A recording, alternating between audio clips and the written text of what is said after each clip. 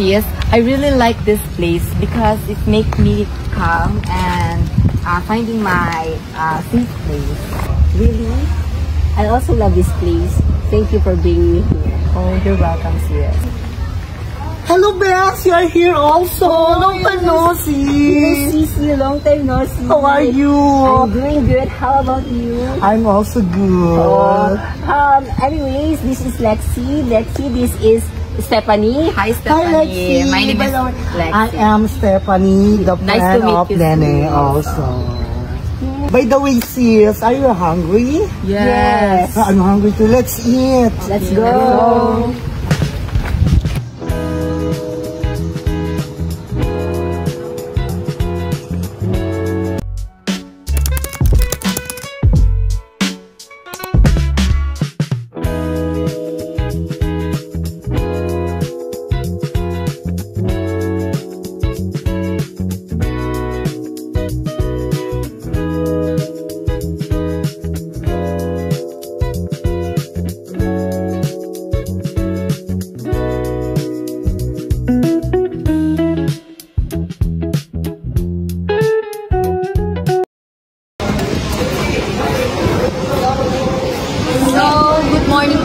So today, let's start planning our group presentations for our science week. So we need to divide the task and agree on our topic.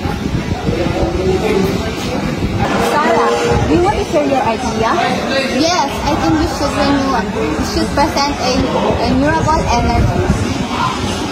Down our positive topics and the responsibility of each member.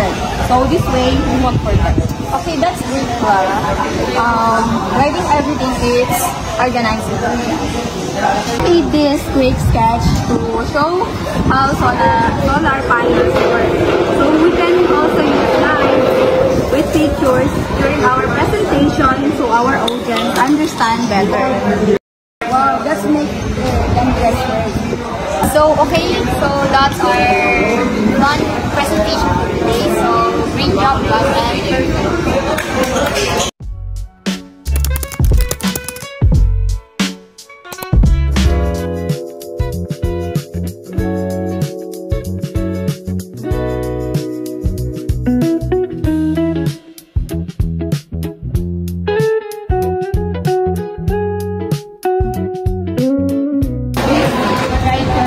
Contact number.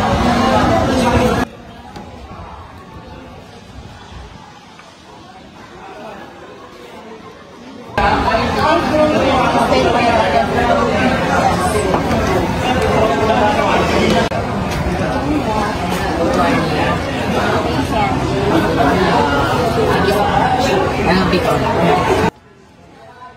Patients to come inside. Ma'am, please proceed to the doctor's room.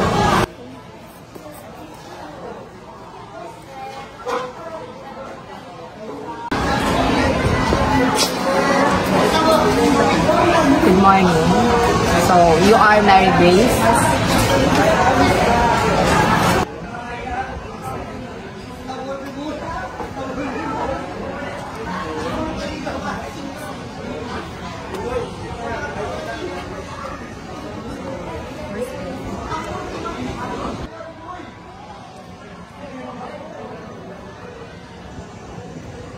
Grace, can you get this? So, here are your results.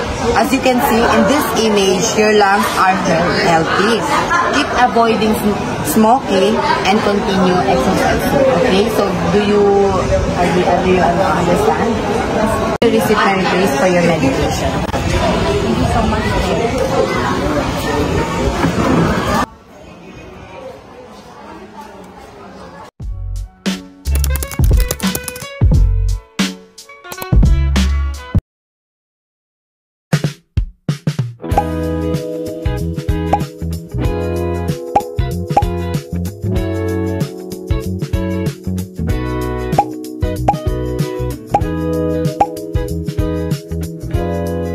Types of communication. Number 1. Verbal communication. This is communication using spoken words. It includes speaking in person on the phone or in presentation. Number 2, nonverbal communication. This is communication without words. It includes facial expressions, body language, gestures, and tone of voice. Number 3, written communication. This uses written words to share information. Examples are message, emails, letters, and reports. Number 4, visual communication. This uses pictures or visuals to send a message. Examples are charts, graphs, drawings, signs, and posters. Number 5, global communication. Global communication is sharing information with people from different countries using technology. It helps us connect and understand each other.